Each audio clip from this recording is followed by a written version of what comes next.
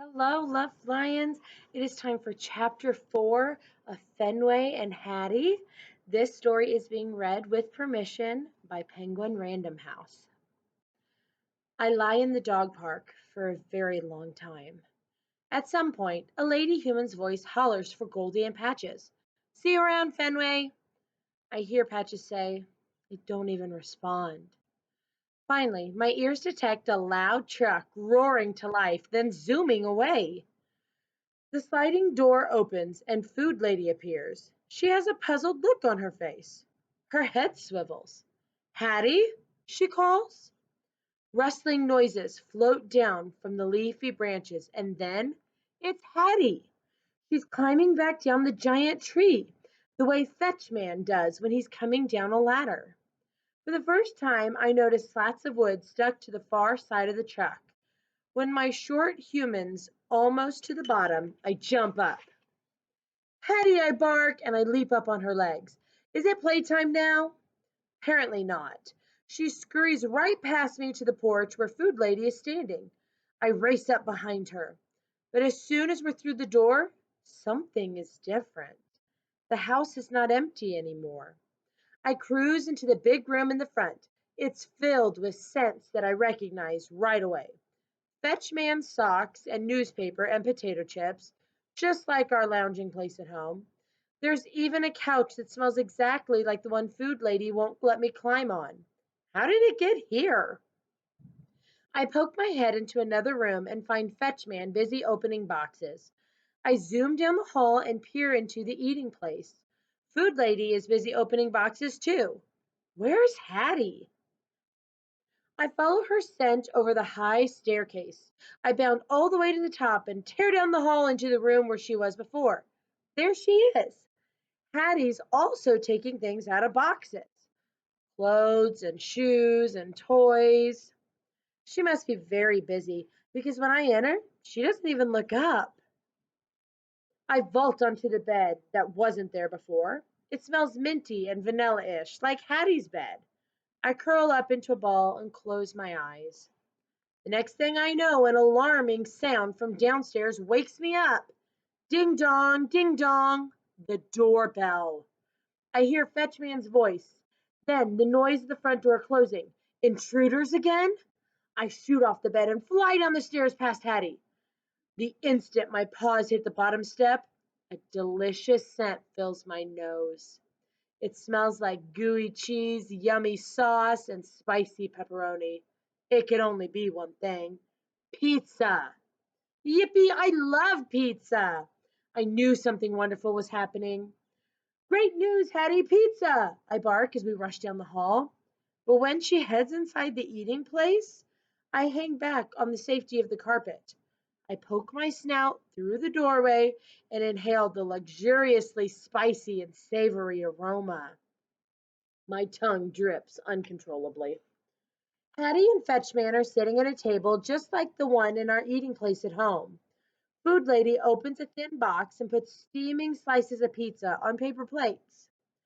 I want to dash right in and wait for yummy bits of sauce and gooey strings of cheese to drop from Hattie's spot. But unfortunately, there's a very big problem. The wicked floor. That pizza smells so pizza-y, and my tummy is so hungry. There must be a way to get over to Hattie and plop next to her chair. I put one paw on the wicked floor's glossy, sinister surface. Yikes! It slides out from under me. Clearly, I'm no match for this monster. I slither back onto the carpet and collapse in a heap.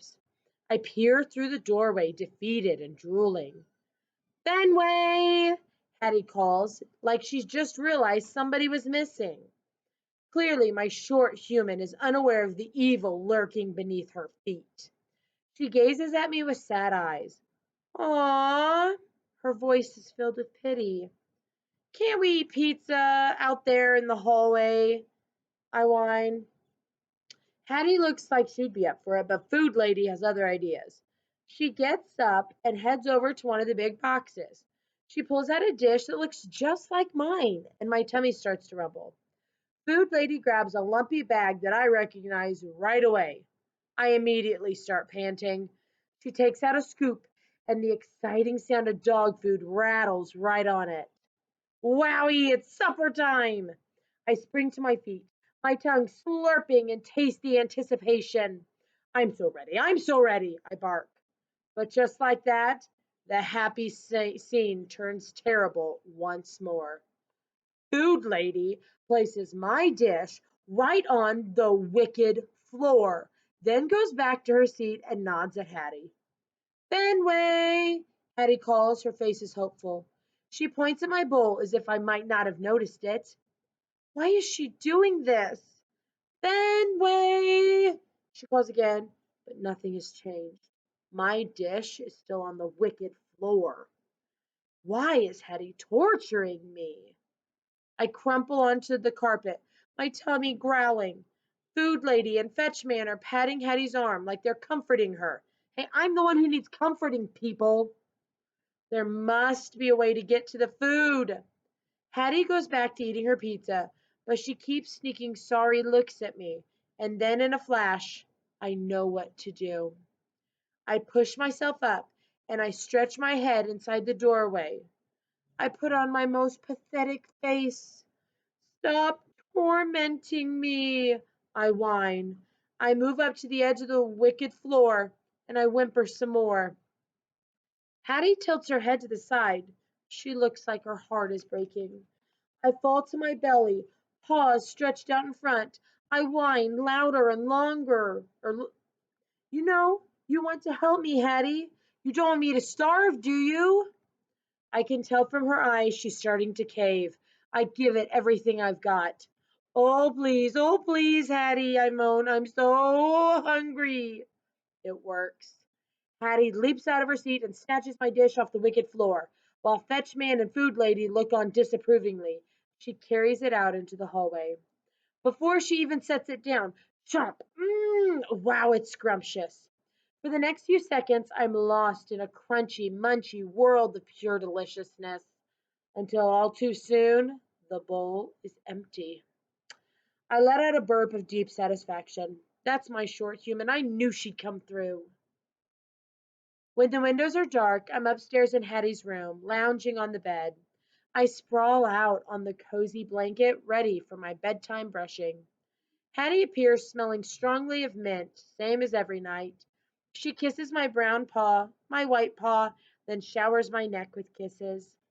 I give her cheek a slobbery lick, and she giggles. She grabs the hairbrush, snuggling next to me and singing in her sweet voice. Best buddies, best buddies. Ah! Each soothing stroke transforms my body into complete and total bliss.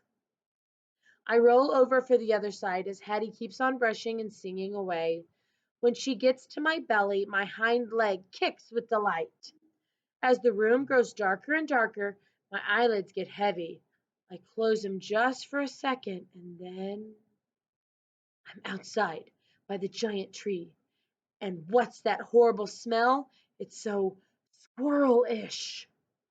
There he is. That fat, nasty squirrel is sitting in the middle of the dog park again. Except now he's even fatter and nastier than before. His big belly is bigger than my whole body, and his teeth are sharp, drooly fangs. Yikes! I search for cover behind the nearest bush, but it's too late. He's spotted me. Chipper chatter squawk!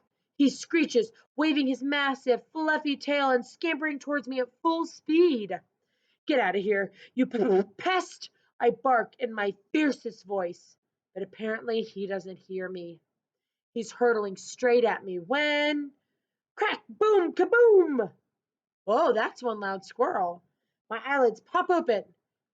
He's gone, and I'm back in Hattie's soft, cozy bed. A bright light flashes. Rain pounds against the window. Oh no, there's a storm outside with boom kabooms. Hattie bolts up, her eyes wide. She clutches the used to be bear. Shaking with courage, I crawl onto her chest and I nuzzle the used to be bear. Hattie pats my back. Best buddies, she whispers. I sigh with happiness. Me and Hattie are together, and everything's the way it's supposed to be. We are home. All right, I can't wait to find out what happens next.